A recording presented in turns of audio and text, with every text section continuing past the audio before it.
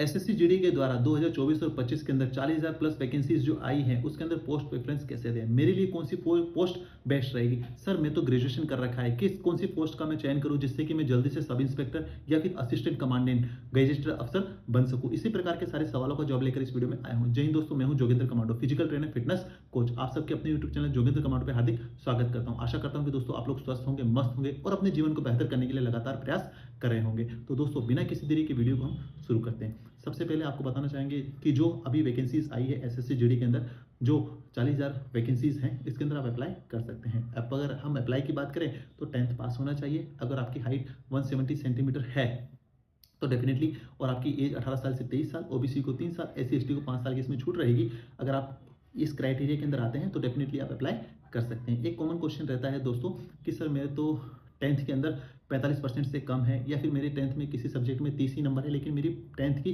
पास की मार्कशीट है, तो क्या मैं अप्लाई कर सकता हूँ? डेफिनेटली आप अप्लाई कर सकते हैं। तो चलिए दोस्तों अपनी वीडियो पर आते हैं। सबसे पहले पोस्ट प्रेफरेंस की बात करते हैं। दोस्तों इसके अंदर अगर हम बात करें इस बार कौन सी वैकेंसीज आई है, सबसे पहले एनसीबी, एसएसएफ, और उसके बाद में इनके अंदर वैकेंसीज थोड़ी सी कम है। इसके बाद में अगर हम सीआईपीएफ यानी सेंट्रल आर्मड पुलिस फोर्स की बात करें तो BSF, CRPF, CISF, SSB, ITBP, Assam rifle, इस प्रकार से 6 फोर्सेस हैं और 2 जो है इसकी सब फोर्सेस हैं। अगर एनसीबी की बात करें तो उसके अंदर आपको जो है ये नार्कोटिक्स ब्यूरो की वैकेंसी है, पर इसके अंदर वैकेंसी थोड़ी कम है और पे लेवल भी इसका कम है। ये पे लेवल 1 की वैकेंसी है, बाकी जितनी वैकेंसी वो पे लेवल 3 की वैकेंसी है। तो चयन करने से पहले इस बात को जरूर ध्यान रखिएगा। अब बात आती है सेकंड फोर्स एसएसएफ यानी सेक्रेटरी सिविल सचिवालय फोर्स। देखिए दोस्तों ये जो फोर्स है इसके अंदर अगर आपको दिल्ली के अंदर ही जॉब करना है, लाइफ टाइम अगर दिल्ली के अंदर जॉब करना है, ऑफिस वर्क के अंदर जॉब करना है, या फिर इसके अंदर ये जो है आपको जो है दिल्ली के अंदर जॉब करना है और आगे पढ़ाई के लिए मौका चाहिए, या फिर आप जो है कोचिंग करना चाहते हैं बड़ी सिटी के अंदर रहकर, तो डेफिनेटली आप एसएसएफ के अंदर ज्वाइन हो सकते हैं। और दोस्तों सबसे पहले बताना चाहूँगा एसएसएफ की जो मेरिट है ना बहुत हाई जाती है, तो आप अपने दिमाग में मान कर चलिएगा कि 145 प्लस आपको ग्रोस लेके आना पड़ेगा। अभी इतना, क्योंकि वैकेंसी बहुत कम है तो मे भी पॉसिबल कि आपका 150 भी क्रॉस हो जाए। डेफिनेटली इतना तो आपका जो है लाना रहेगा, तब आप एसएसएफ का हिस्सा बन सकते हैं। अब बात आती है जो है पैरामिलिट्री फोर्सेस के अंदर, जैसे कि बीएसएफ की। सबसे पहले आपको बताना चाहेंगे BSF border security force. Border security force के अंदर अगर आप अपना पोस्ट प्रेफरेंस देते हैं तो सबसे पहले आपकी ड्यूटीज क्या रहेगी, जैसे कि आपको पता ही है बॉर्डर के ऊपर सिक्योरिटी ड्यूटी रहती है। आप जीडी के लिए अप्लाई कर रहे हैं तो जनरल ड्यूटी आपकी रहेगी। देखिए इसके अंदर ड्यूटी शिफ्ट वाइज भी होती है, पर्टिकुलर शिफ्ट वाइज होगी, और अलग अलग प्रकार की ड्यूटी रहती है। वो आपको जब ज्वाइनिंग होगा उसके बाद में आपकी यूनिट की क्या ड्यूटी है उसके ऊपर निर्भर रहता है। अब बात आती है क्या सर मैं इसके अंदर आगे ग्रेजुएशन कर रखा है तो आगे मैं टेस्ट दे सकता हूँ? डेफिनेटली आप जो है इसके अंदर सब इंस्पेक्टर का टेस्ट दे सकते हैं। 3 साल के बाद में आप एलिजिबल हो जाते हैं। 3 साल के बाद में आप सब इंस्पेक्टर जो डिपार्टमेंट होता है एलडीसी हम कहते हैं, आप उसके द्वारा आप जो है सब इंस्पेक्टर का टेस्ट दे सकते हैं।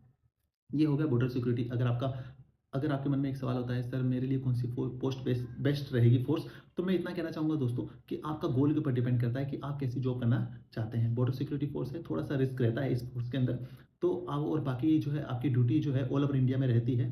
तो उस प्रकार से अगर आप, मैं ये मानता हूँ कि अगर आपके घर के नज़दीक किसी भी फोर्स का कैंप है और आप अपने घर से नज़दीक या फिर घर पे ही जॉब करना चाहते हैं, तो अगर आपका वो कैंप है तो देखिए लाइफ टाइम तो आप उस कैंप में पोस्टिंग नहीं रह पाएगा, लेकिन आप पूरी सर्विस के अंदर 1 से 2 बार आप उस कैंप और अपने घर के नज़दीक पोस्टिंग आ सकते हैं। तो वो भी आपके पास एक अपॉर्चुनिटी रहती है अपनी फोर्स का सिलेक्शन करने का।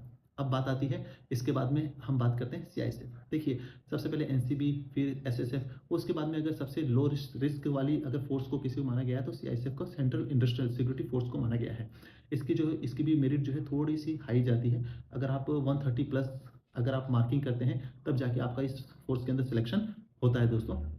ये सेंट्रल इंडस्ट्रियल सिक्योरिटी फोर्सेस रहते हैं, जैसे कि रेलवेज हो गया, ओएनजीसीज हो गया, और जो भी इंडस्ट्री है बड़ी बड़ी हमारी, उसके अंदर इसके सिक्योरिटी का रहता है। परमाणु जो केंद्र है हमारे वहाँ पर ना, ठीक है दोस्तों, वहाँ पर आपको ड्यूटी करना रहता है। अगर हम ड्यूटी की बात करें तो ये शिफ्ट वाइज ड्यूटी रहती है, जैसे कि 8 घंटे की जो शिफ्ट रहती है वो शिफ्ट वाइज ड्यूटी रहती है। आपको 8 घंटे जाना है, ड्यूटी करना है, फिर वापस आना है।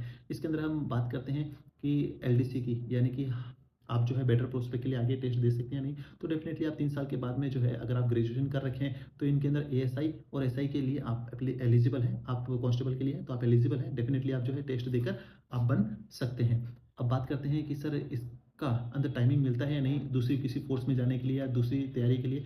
तो देखिए ये शिफ्ट वाइज ड्यूटी है, आपने 8 घंटा ड्यूटी कर दिया, उसके बाद में जो है आपको जो है आपका अगर आपने क्वार्टर लिया है तो अपने क्वार्टर पे जाकर तैयारी कर सकते हैं। बाकी अगर आपने क्वार्टर नहीं लिया है और आप अगर बैरक में हैं तो डेफिनेटली आप बैरक में जाकर तैयारी कर सकते हैं। और ऑल ओवर इंडिया इसकी ड्यूटीज़ रहती हैं। बाकी इसकी जॉब प्रोफाइल की बात करें तो पूरा डिटेल वीडियो मैंने मेरे यूट्यूब चैनल पे बना रखा है। आप वहाँ पर जाकर इसकी अंदर आपको कितना सैलरी मिलेगा, लीव क्या है, ट्रांसफर पॉलिसी क्या है, वो सब आपको मिल जाएगा। तो आप जाकर चाहें तो उसमें भी देख सकते हैं। अब अगर तो दोस्तों अब बात करते हैं CRPF, central reserve police force की। इसके अंदर भी आपकी ऑल ओवर इंडिया ड्यूटी रहती है और इसके अंदर अगर हम बात करें तो थोड़ा सा रिस्क फैक्टर रहता है, क्योंकि ये नक्सल इलाके और जो जे जम्मू एंड कश्मीर और नॉर्थ ईस्ट के इलाके में इसकी ड्यूटी रहती है। और इसके अंदर जो है एंटी टेररिस्ट और आपको मैं बताना चाहूँगा ऑपरेशन ड्यूटी रहती है। अगर आप भी ऑपरेशन ड्यूटी करना चाहते हैं और जो है रॉयल लाइफ जीना चाहते हैं तो आप इस फोर्स का हिस्सा बन सकते हैं दोस्तों। और इसका मैंने फुल डिटेल वीडियो जो है अपने यूट्यूब चैनल पे बना रखा है, आप वहाँ पर जाकर भी चेक कर सकते हैं, जिसके अंदर आपको लीव प्लान, ट्रांसफर पॉलिसी और क्या क्या फैसिलिटीज़ मिलती है वो आपको पता चल जाएगा। अब आता है एसएसबी। अगर आप जो है एसएसबी सशस्त्र सीमा बल, अगर आप जो है नेपाल भूटान बॉर्डर पर अगर आप जो है ड्यूटी करना चाहते हैं उस इलाके में तो डेफिनेटली आप जो है एसएसबी को ज्वाइन कर सकते हैं दोस्तों। अब आती है ITBP, Indo Tibet border police force. देखिए ये आपको पता चली गया कि इसके नाम में ही लिखा है Indo Tibet border police force, यानी कि तिब्बत के इलाके में जो ऊपर ग्लेशियर से लेकर नीचे तक जो है बॉर्डर के ऊपर सिक्योरिटी फोर्सेस के तौर पर आर्मी के साथ ये ड्यूटीज करती रहती हैं दोस्तों। तो अगर आप भी अगर ऊपर के इलाके में हैं जैसे हिमाचल प्रदेश, उत्तराखंड या फिर जम्मू एंड कश्मीर के लेह लद्दाख साइड के हैं तो आपके लिए फोर्स बेटर है, क्योंकि आप अपने घर के नज़दीक आपका पोस्टिंग रहेगा, जिससे कि आपको लॉन्ग जर्नी नहीं करना रहेगा, जिससे कि आपको इजीली आप जो है वहाँ पर अपने घर से नज़दीक हैं और पोस्टिंग भी आपको मिल जाएगी। तो उन लोगों के लिए बेटर रहता है। लेकिन अगर आप साउथ के हैं या फिर दूर दूर किसी इलाके के हैं तो आप मान के चलिए कि इतना लंबा सफ़र है, जब छुट्टी आएंगे तब लॉन्ग पड़ सकता है। लेकिन आपकी इच्छा है कि आप जो है ऊपर जेएनके में और सर्दी वाले इलाके में और पहाड़ी क्षेत्र में अगर ड्यूटी करना चाहते हैं तो डेफिनेटली आप आईटीबीपी का हिस्सा बन सकते हैं। अब दोस्तों अब आखिरी आता है हमारा असम राइफल। देखिए काफ़ी बच्चों का एक मन में एक इच्छा रहती है या फिर बहुत उनके गोल रहता है मैं इंडियन आर्मी में ही जाना चाहता हूँ, तो उनके लिए ये जो है आप असम राइफल में जा सकते हैं, क्योंकि उसके अंदर आर्मी की जैसी ही वर्दी रहती है और आर्मी के जो सुपीरियर अधिकारी होते हैं या फिर कमांडिंग अफसर होते हैं वो आर्मी से ही आते हैं। तो मोस्ट ऑफली जितना भी रूल्स एंड रेगुलेशन है वो वहीं पे चलते हैं। बाकी जो एडम प्रोसेस है वो सारा आपका होम मिनिस्ट्री के द्वारा होता है दोस्तों।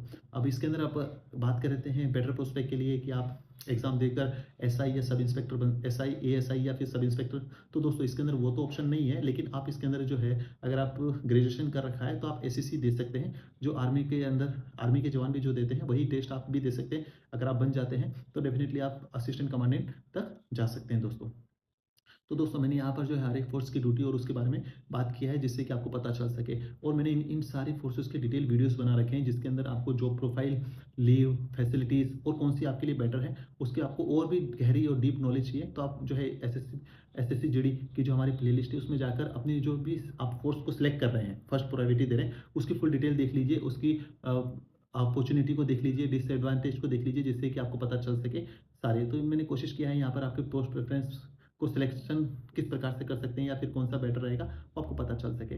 तो दोस्तों आपके मन में इसके अलावा भी कोई भी सवाल हो तो डेफिनेटली कमेंट बॉक्स में कमेंट कर दीजिएगा, मैं कोशिश करूंगा जल्द से जल्द आपके सवालों का जवाब देने की। और ऐसे इन्फॉर्मेटिव वीडियो अपने सभी दोस्तों को शेयर कर दीजिए। और हमारे अगर आपने अभी तक हमारे यूट्यूब चैनल को सब्सक्राइब नहीं किया तो चैनल को सब्सक्राइब कर बेल नोटिफिकेशन को ऑन कर दीजिएगा, जिससे कि भविष्य में इसी प्रकार के इन्फॉर्मेटिव वीडियो आपको समय समय पर मिलते रहे। तो दोस्तों इसी के साथ मैं अलविदा लेता हूँ। जय हिंद, जय भारत।